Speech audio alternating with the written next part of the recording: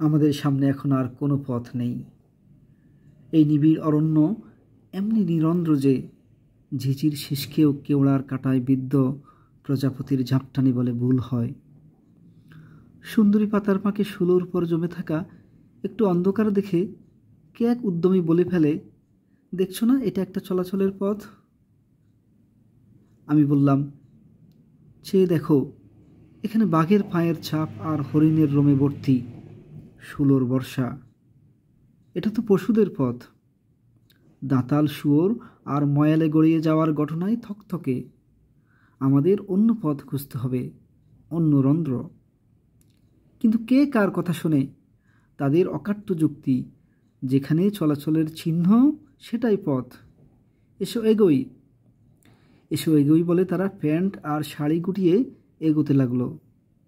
আমি তাদের উরতের পেশিতে বিদ্যুতের চমক দেখে থমকে দাঁড়িয়ে রইলাম।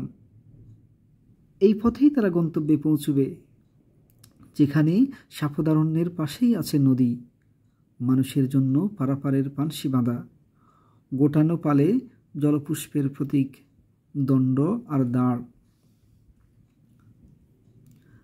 আমরা যে উচ্ছন্নে যাওয়া উপত্যকা থেকে এসেছি, সেখানে বাস করত এক মিথ্যেবাদী রাখাল। ছোকরা কেন যে দিনরাত ভাগ ভাগ চেঁচাতো আল্লাহ মালুম। তারপর সত্যি একদিন ভাগ এসে সব খেয়ে ফেলল। প্রথম সেই বালকটিকে, শেষ নখ আর দাঁত দিয়ে আশ্রয় ফেলল মানুষের গ্রাম, ঘরবাড়ি, রক্ত, মাংস।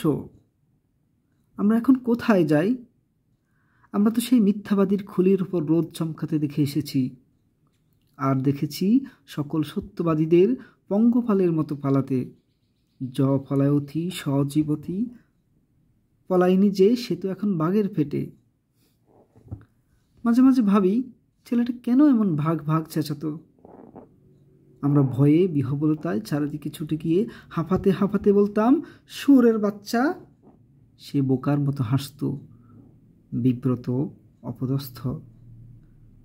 তারপর আমরা প্রতিজ্ঞা করলাম, মিথ্যেবাদীর ডাকে আমরা আর সাড়া দেব না।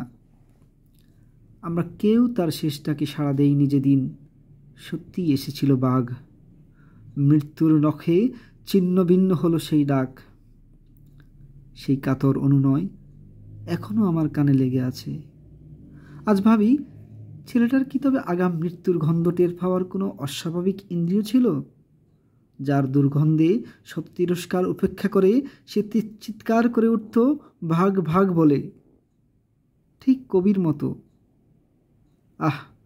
আবার যদি ফিরে আসতো সেই মিথ্যেবাদী ছেলেটা, জনমত ও তিরস্কারের পাশে দাঁড়িয়ে প্রান্তরের চারণের মতো বলে উঠত, মৃত্যু এসেছে, হে গ্রামবাসী, হুঁশিয়ার।